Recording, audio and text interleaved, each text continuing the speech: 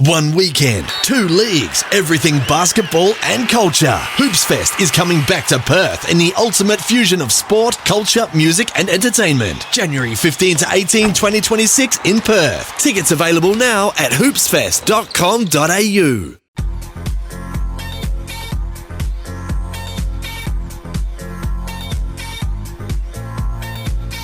Injured and need a good lawyer? You know what to do. Get Carbone on the phone. Dwayne's World with Dwayne Russell. It is Dwayne's World, but it's not with Dwayne Russell. Adam White filling in for Dwayne on this Monday afternoon. A dreary, wet old Monday, Cup Eve. Hopefully the weather will start to clear. It looks like maybe the worst is over. You can call in any time if you like. 1300 736 736 is the Werribee Kia's open line with the massive 2025 plate clearance on now. But I did promise we had a very tall man that was going to come into the studio. And I'm rapt to see him. I haven't seen him for a while. Big Max Gawn, welcome to SEN. Thank you, Whitey. I called and I got on. You did. Exactly that. No, you called, you came in. Yes, I called and came in.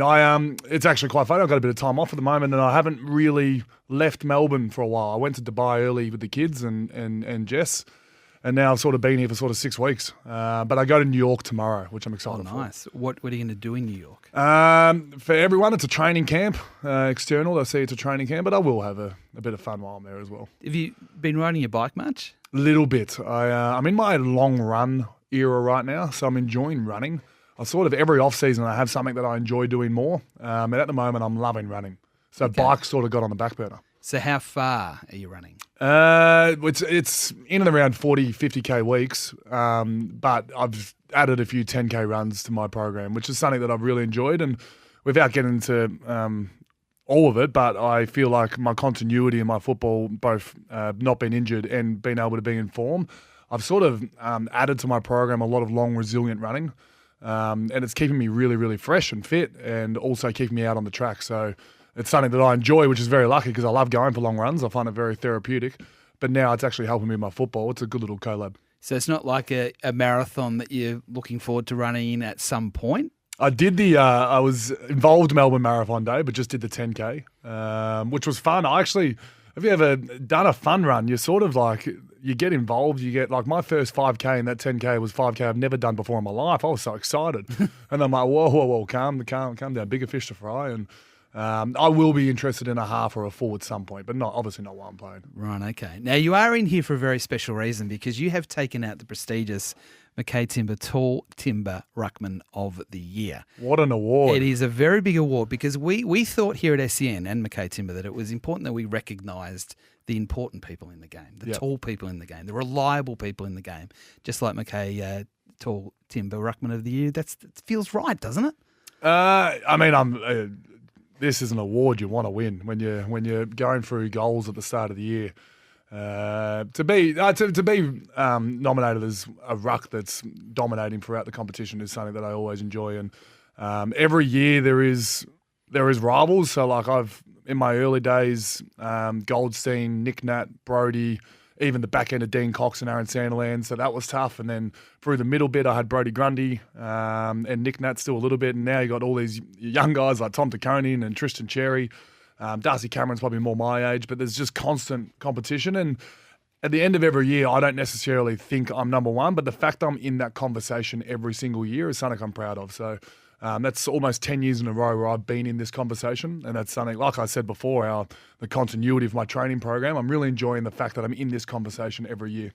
You should be. You should be very proud of it. Now, Brett McKay is the general manager, third generation of McKays, to come in from Tassie to be in the studio to present an award to Max. It's a special day for your company, Brett, and thank you for making the effort to come in. Yeah, thank you. Yeah, it is a special day, and I couldn't think of anyone better to have won the award than Big Max. His strength, his abilities, his structure, it really is a tall timber award. Your tall timbers are all about stability, structure, and a centrepiece of anything, especially in a home and your house. And that's what the ruckman does. They are the centre of the team. They may not get the attention that they should get because they're not necessarily kicking all the goals, but without the solid ruckman in the team, you've got some big problems. And Maxie would be the number one choice, and you couldn't get a better person to have won it this year. The way he explains that makes sense why Timber is the sponsor, isn't it? Exactly right. So tell us a little bit about your business, because I would imagine down in Tassie there's plenty of tall timber. Oh, yes, there's plenty of tall timber in Tassie, of course. But for us over here, we've been dealing into the Victorian market for 45 plus years. We've got our warehousing out at Coleman Road in South Dandenong, and we're expanding through our networks. And this is where SEN has come in, and our partnership with the Tall Timbers, that we are family-owned, 100% Tasmanian, and being third generation, we are here to stay, and we want to be part of the building of Australia one house at a time. You must be pretty proud to be third generation of any business, but particularly a business like this. Yeah, third generation, and I've been very fortunate that my eldest daughter is doing some part-time work for us, so she's actually the fourth generation in the business. So we're looking forward to see where we can grow and expand, and we are looking through the eastern seaboard. Realistically, that's the growth market of Australia, and we've got the Olympics coming up in Brisbane. So for us to be based in Melbourne is a fantastic launch point for all of Australia for us to distribute our product to. And not only are you linking with someone like Max Gawn, but you're part of the Mavericks as well here. There's plenty of tall women that play netball. It's another good relationship, good partnership. Yeah, the Mavericks are a fantastic team. We had Liv as our player last year. She did a fantastic job. And that's another partnership that we're working through with SEN at the moment. Working with SEN, the morals, the goals, the focus of this organisation really fit with our goals as well. And then again, comes back to the association with players like Max and Liv. They've actually got the same ethics, and we believe ethics is a major contributor to a business success, no different to a team success. And how's your business going at the moment? Yeah, good. Tasmania is slightly a little bit off at the moment with what's going on down there. Hopefully we have a vote for a stadium gets through before Christmas. That would be fantastic. A good tall news. timber in that stadium, that could be yours. Yeah, we could have the Tall Timber Award going to a Tasmanian into the future. That would be fantastic for the organisation. But moving forward, Australia is still a place where people want to be. We've still got a housing shortage, and we need to build more houses, and we want to be a part of that. All right, Max. So how it was this year is that you won with 60 votes. It was a 5-4-3-2-1 system each week from our commentators. And I think Dwayne had a big part in all of this. So you finished with 60 votes, 10 clear of Brodie Grundy with 50, and then Tristan Cherry was third with 36. Rowan Marshall and Darcy Cameron rounding out the top five, 33 and 32. So I would say that that's a fairly decisive victory. Who would have thought 6 years on, me and Brodie are still quinoa-ing? No, I'm very impressed with Brodie's year. And I think he may have gone voteless in the first 8 weeks in this. His first 8 weeks, I'm not going to say they weren't great, but compared to his last 14 weeks where he was almost best on every single week. So next year, this could be Brodie's. I'll try and go back-to-back, but next year I think it might be Brodie's. What did you see from him that did he change anything, or did Sydney change for him to start to be such a dominant player again in the game? I think what I've seen from him, obviously being a major competitor of his for many years and then a teammate for one as well, is he thrives off confidence. And once he gets 1 or 2 games where he feels like he's the man out there on the ground, he's hard to stop. He's hard to break that momentum. I reckon he's easily, when he's in form, he can stay in form for as long as he wants. He's one of those types of players. So his follow-up, his speed, his contested marking came back this year. Kicks goals on the runs, takes bounces, which is obviously uncommon in my game, but extremely uncommon in ruck games. So yeah, I'm all for Brodie. I think he's one of my favourite people I've met in football, and I'm all for the success that comes his way. So I'm looking at this leaderboard here, the McKay Timber Tall Timber Ruckman of the Year. So Gawn, Grundy, Cherry, Marshall, Cameron, English, Meek, Jackson, Witts, De Koning, Nankervis, O'Brien, Draper, Blitzav, Sweet. Jordan Sweet got a vote. Briggs, Grzyzewski. Jordan Sweet put together one of the better games of all time down in Tassie, actually. He absolutely smashed it. Okay. And then we got De Koning and Keefe. So my point is I want to mention all those names because they're all very different. So how do you scope them all? Because I know you like to watch a lot of footy. When you watch a game, are you watching the game or are you just watching what the ruckmen are doing? Yeah, I find it tough sometimes to watch footy and not watch rucks, because footy is such a great game to watch, and I want to be involved in the matchup. But you do watch that ruck battle a little bit closer than most other battles, and that's the one thing I love about ruck the most is the fact that there's so many different ways to be a good ruckman. There's the genuine guys who you can't win a hit out against, like Jared Witts, and his ability to put it in Anderson and Touk Miller and Rouse laps now Petraka. Is a massive advantage for Witts, and Riley O'Brien's in a similar game with that. Then there's the next week you might play Tim English, and all of a sudden you got to start running as fast as you've ever run. You got to try and match him around the ground. Then the next week you might play Tristan Cherry, and then all of a sudden you're wrestling for the whole game. So it just changes non-stop. Then you get Darcy Cameron, who takes marks for fun down in the back line. So everyone is so different, which is the fact why I love the position, because it changes from week to week. I dare say midfielders, you come up against very similar players non-stop. Rucks, we are all completely different, and you can play the game if you want to wrestle. You can play the game if you want to jump. You can play the game and be really good at the game if you're a runner. I've always liked to try and be a happy medium between every skill possible, and always delve into that at training. So if I'm feeling like I'm getting wrestled around a little bit too much, I'll work on my wrestling to make sure I can compete against Rowan Marshall and Tristan Cherry. And then I might have Dakoni the next week, so I'll make sure I work on my jumping. And then I love marking the ball. I love the ball in my hands. So anything that Tim English and Darcy Cameron do, I try and copy as well. So I'm not sure whether you can put this into percentage terms, but you've been one of the best ruckmen for a decade. So people, when they see, we've got Melbourne this week, we've got Max Gawn, they're worried about what you're doing. So how much of it is you worrying about what they're doing versus making sure you do what you do really well? Hope that makes sense. It sort of does. I think, obviously, with the accolades comes a bit of attention, and I certainly have been the target player for a lot of games. In fact, every time I play Port, I seem to have something. I think that's a Ken. I think that's a Ken thing. I think me and Ken have to iron that out at some point. But I'm certainly the target player every time I play them, and sometimes I like coming up against a guy who backs himself in. So let's say it's me v Tristan Cherry, and we both back in our own confidence. We give ourselves a bit of room out there. We're not just following each other around, and then every now and then you get someone who wants to follow you around. So I'm not sure if I answered your question. I'm not sure if you worded the question extremely well either. So I feel like we got some good. I feel like we got some good content though. Yeah, we got some good content. So the rule changes. There's quite a few of them that are directly related to the ruck, whether it be the centre circle situation, the nomination, the lack of boundary throw-ins there might be next year. How did you assess those? I haven't got my head around it completely yet. I do seem to think every time they want to change the rule, they change a ruck rule. It can't be that bad, the ruck rules. I don't necessarily feel like it needed a change. I get the wrestling was coming in, but we were self-correcting at the back end of the year. I'm not sure if you watch it closely, but those guys who were wrestling really hard, like Brody and Tristan and maybe Rowan Marshall, they actually weren't that effective in centre bounce towards the back end of the year. We were starting to become up with a formula to beat that. So I'm not sure. I think they're reacting to maybe what was happening at the start of the year.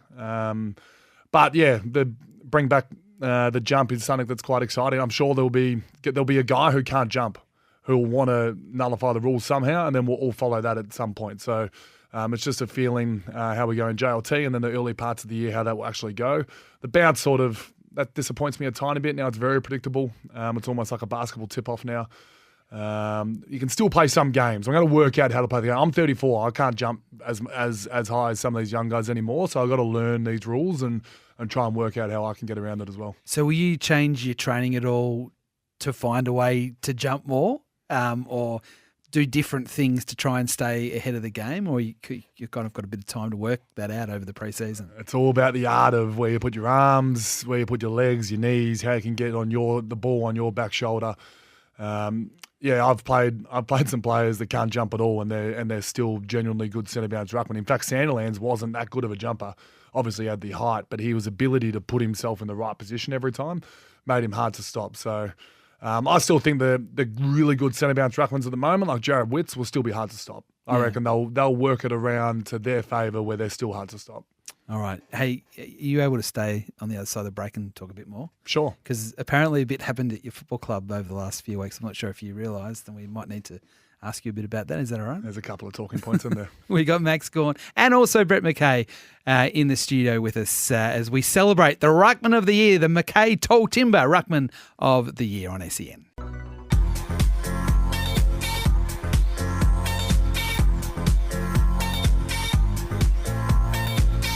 Injured and need a good lawyer? You know what to do. Get Carbone on the phone. Dwayne's World with Dwayne Russell. Adam White filling in for Dwayne Russell on this Monday, and we have Max Gawn in the studio because he has just been named the McKay Timber Ruckman of the Year.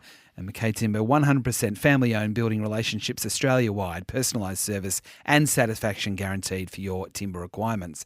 And Brett, you're in with us here representing McKay Timber. You're going to be involved in basketball as well this year with I think the Tall Centre of the Year, isn't it?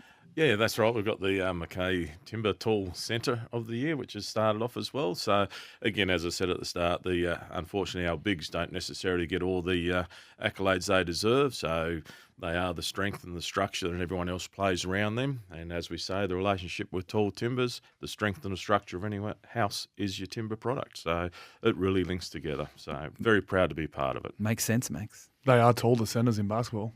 Actually, I think I know one of the Geordie Hunter for South Melbourne Phoenix is going really well at the moment. So he could be leading that. Do you just got me thinking? Do you ever look at other sports for your craft in AFL? It's a good question. I for some reason I enjoy sports that no one else do, and they're not massive like ball sports. Like cycling's my favourite sport of all time. And I watch that a lot. You can't really take too much out of that from a football point of view. You can, like fitness point of view. Last year I went the Spanish Grand Tour called La Volta. I went and sat in the Jayco, the Australian team car, and watched how they operated for a couple of days. And I was amazed with the nutrition, the effort, the culture around the place. And I brought a bit of that back. But in terms of genuine like learning from a centre in basketball, not as much. Yeah, okay. I said before the break, big change at the footy club. Now the dust has settled on the fact you're going to have a new coach, essentially a new midfield, a new feel. How are you thinking about things now, a couple of weeks out from pre-season starting? It was too good to be true just to be talking ruck craft, wasn't it? Something was coming. No, I'm extremely excited. And I understand what it looks like from externally, like we've lost two of our best players, and we have. But I feel like what we're creating, and now with the help of a new coach, a new CEO, and a soon-to-be new president. In fact, I'm the only leadership position left.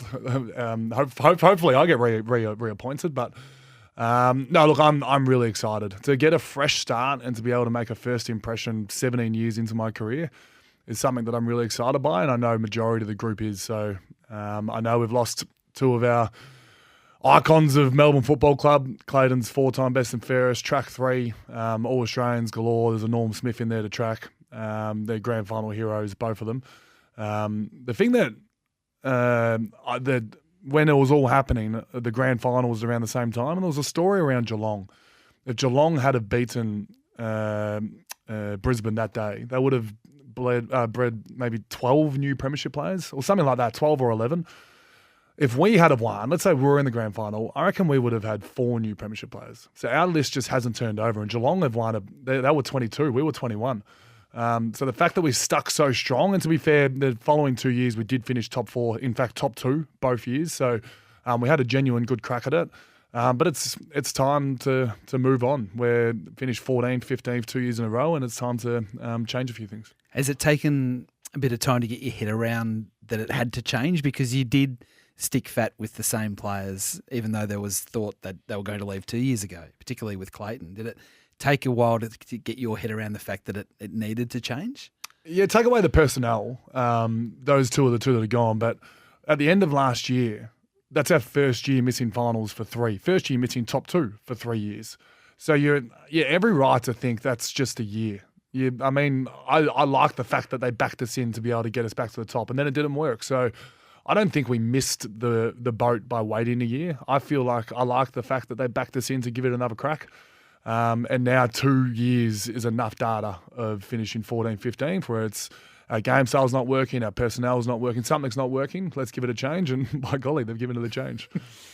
Your relationships with the two of them, has that been affected at all by them leaving, or do they leave as still close mates? I'm just interested in that dynamic when two big names, but the three of you are so intrinsically linked that you're not together anymore.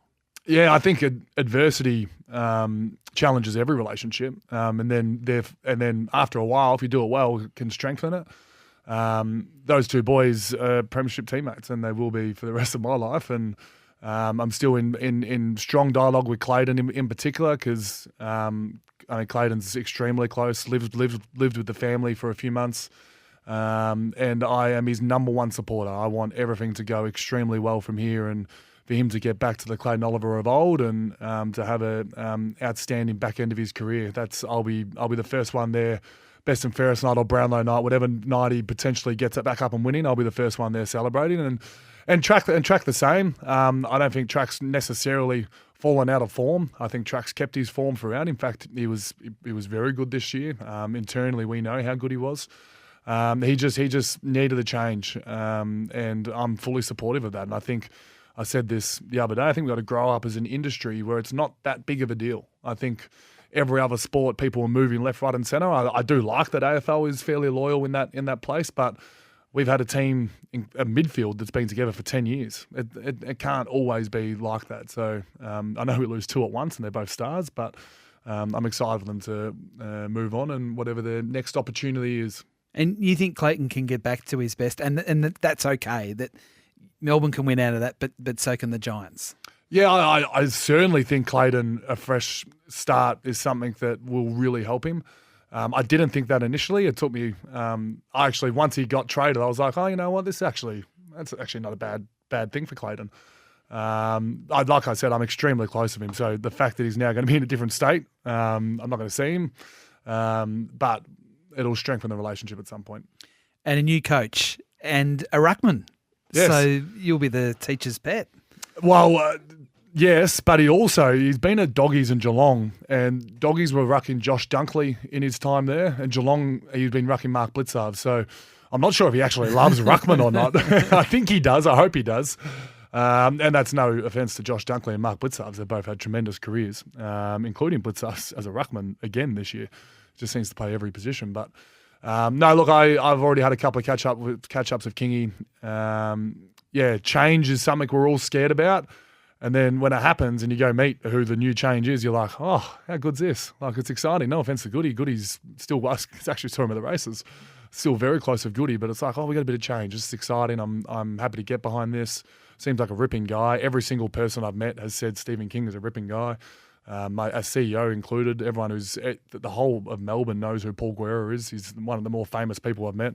So I'm really excited I've said that word a few times, but hopefully you can get that from me with the sound of my voice that there's a bit of change and we should get behind it. Do you know what sort of change? Do you know the way you'll play, all that sort of thing, or is that all to come? That's a day one thing, I think. I think he's just going to get in front of us and tell us how he wants to play, and we're going to get behind it. There's no other way to go about it. So, I'm looking forward to day one. Is Stephen May going to do what he's told?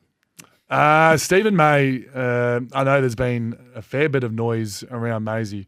From what I've been told, everything was the most professional thing ever. The way the club handled it, the way Stephen handled it, and he is training his backside off to make sure that young guy that they brought up doesn't get his spot, which is exactly what we want Stephen May to do.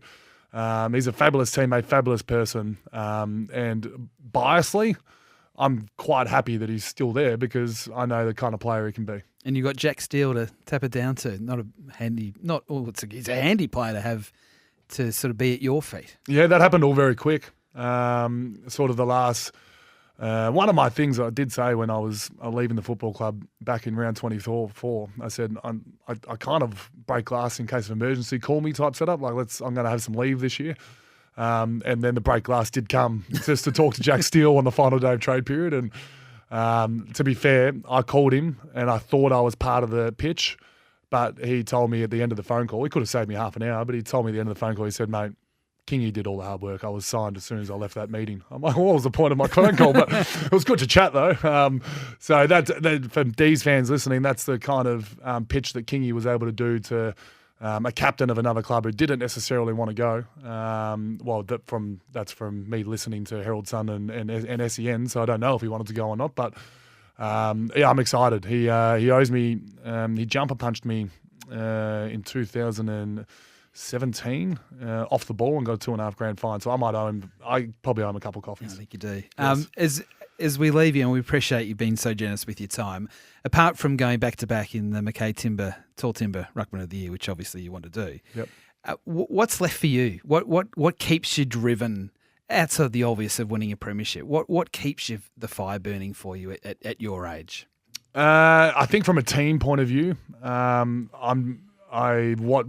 keeps it burning is just to defy what people expect of your group.